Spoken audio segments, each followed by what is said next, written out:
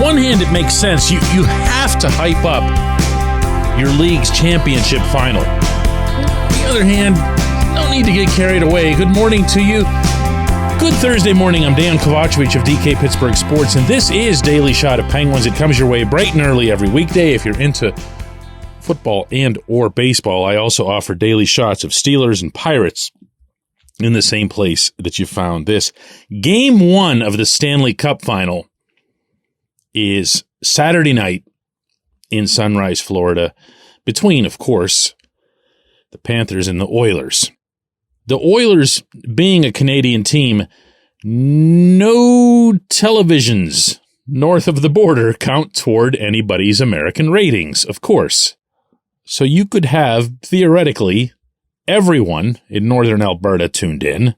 Actually, you could have every Canadian tuned in, all 30-plus million of them, and it's not going to make a dent on what ESPN and TNT show.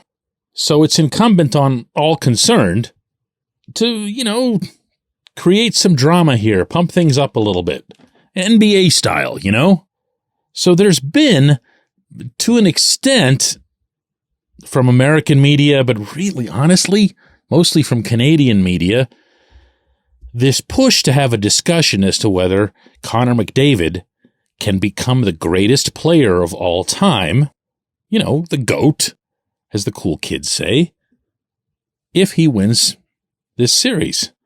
I've seen this mentioned in passing in social media memes. I've seen it extrapolated into full written columns, all-out group discussions. And just wait.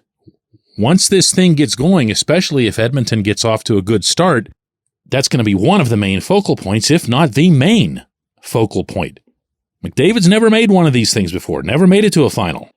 In fact, when you get right down to it, really hasn't won much of anything since being drafted. And that, of course, is not his fault in any solo context. It's a team sport. It involves people over the team's heads as well. And the Oilers haven't exactly been well run for about, 30 years now. At the same time, he hasn't won anything. In fact, in a lot of those seasons, the Oilers didn't even make the playoffs while he was winning scoring titles and so forth. Now, we should know in Pittsburgh, better than to knock somebody for that, because it took Mario Lemieux half a decade to get into the playoffs before he would end up winning the championships that he did. So there's probably not even a decent criticism to be had there. But then, it's not really criticizing someone, is it, to say that they're not the greatest of all time, or even among the greatest handful of all time. McDavid is not that. And he's not going to be that, even if he puts up 4 points per game and the Oilers sweep the Panthers, and he wins Conn Smythe, and he, of course, raises the cup. Because, as we're speaking right now, right this second, he doesn't have the credentials to be in that conversation. Not to be in it, but to be in that conversation. This episode is brought to you by Bet Online, your number one source for all your summer sports needs this season, from Major League Baseball, golf, NHL, NBA playoffs. Get the latest odds and lines, including all team matchups, player props, odds on just about everything that's out there. Head to the website today or use your mobile device to get in on the action. Bet Online, where the game starts. Look at it this way. If you're building a hockey Mount Rushmore, you're probably beginning with the standard template, and this is the one that most people come up with, of Mario, Wayne Gretzky, Bobby Orr, Gordie Howe. I've occasionally seen Maurice Richard sneak into that group, but that's pretty much it. It's those 4/5 guys. And out of those people, I dare say that the first 3 can never, will never come off. You will never get Mario off of there. He's only the most talented player who ever lived. The most talented player who ever lived. Okay? I always feel like I need to say that one twice. Gretzky, of course, has every scoring record conceivable. He has more assists than anybody else has points. Even when Alexander Ovechkin catches him in goals, it's not going to impact anything about Gretzky's legacy, or all he did was reinvent the bleeping game. And by the way, the people of Orr's generation, which is before mine, will swear by Orr as the greatest player who ever lived to this day. None of them's going anywhere, let alone being replaced by somebody else as the greatest of all time. So what do you have left here? Is McDavid better than Howe? I mean, I guess over time you could say that. Maybe. Could be. Possibly. Is McDavid better than Richard? Things get a lot tougher whenever you start mixing from wildly different eras, but Richard was the NHL's first ever 50 goal scorer. He was something of a one-trick pony if you look at his stats, but his one trick was the one that counted the most. And am I forgetting anybody here?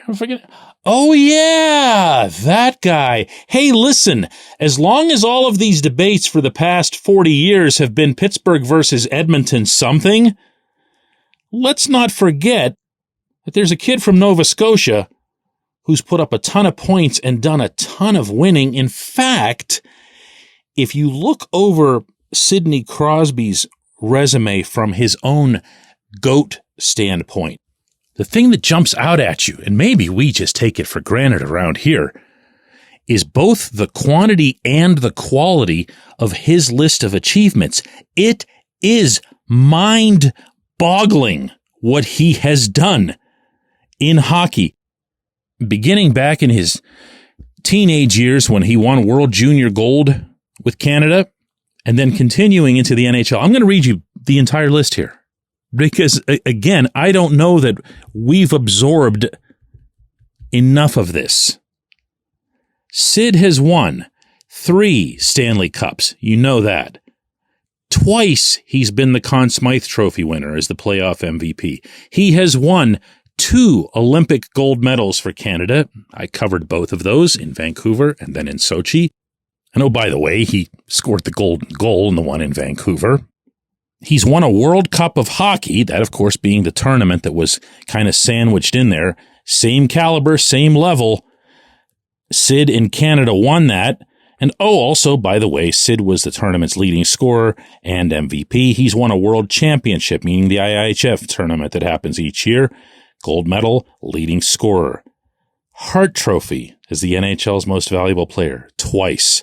Art Ross Trophy as the NHL's scoring leader, twice. Rocket Richard, speaking of Maurice, as the NHL's goal-scoring leader, twice. Ted Lindsay Award as the NHL's most outstanding player, as voted by his peers 3 times. We aren't going to get any further in this program in talking about anybody else being in this conversation, to use that term again, for GOAT by just casually having McDavid bypass him because of one tournament.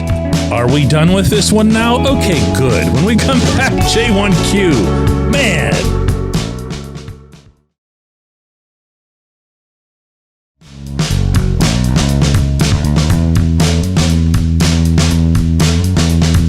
Today's J1Q comes from Steven, who says, "Hi DK, a while back you reported that the Penguins might consider moving Evgeny Malkin to wing. So at the beginning of this coming season, why couldn't Drew O'Connor be given a chance to center that second line? Putting the huge ego issues aside, what do they have to lose, really, just by giving it a try?" Okay. O'Connor has taken shifts at center. You've seen it. O'Connor has been declared to be a center by Mike Sullivan. I don't see that unless it's in a purely defensive/checking role. I've not seen O'Connor have the proficiency that you'd want on faceoffs. I've not seen O'Connor take faceoffs in the attacking zone, to just keep this real here. And I've not seen anywhere near the level of playmaking through the middle of the ice that you'd want for someone to play center in a top 6 role. And maybe bigger than anything that I just mentioned, who do you want? I'm asking you this now. Who do you want, Stephen, to be first on the forecheck? It's not Gino. It's not Gino. It's DOC. It's DOC 100 times out of 100 on this team. He's a human forecheck. He gets in there. He eats people. He engulfs them. They just vanish from the rink, you know? I mean, it's not just that he goes in there and gets the puck, but he's now gotten to the point where he gets the puck, wins it so cleanly that he buys himself enough time to make the next play and to make an intelligent next play. I don't want him as the trailer. Gino's been the trailer all his career. Gino loves being the trailer. He loves coming in and feasting after somebody else has gained the puck for him. So this is going back to when I originally reported this. It was in a Friday Insider on DK Pittsburgh Sports a couple weeks ago that I shared what I'd heard, but I also threw in my own caution flags for this. One of the things that Sullivan insists on, and he does so publicly, he doesn't hide this, is that his wingers need to have the speed to get in on the forecheck. Otherwise, nothing about the system works. So you and I, and even internally now, the Penguins can debate whether or not this would be a good idea. I keep coming back to the forecheck. I don't care as much that Gino would have reduced defensive responsibilities, less ice to cover, or have his mistakes hurt you not as much compared to the impact that it would have on the offense. My belief is that any line that's got Gino at this age on the wing is going to be a one and done when it comes to the forecheck or entering the attacking zone. Meaning, you know, one entry, the puck goes over, and then you're done. The puck goes right back.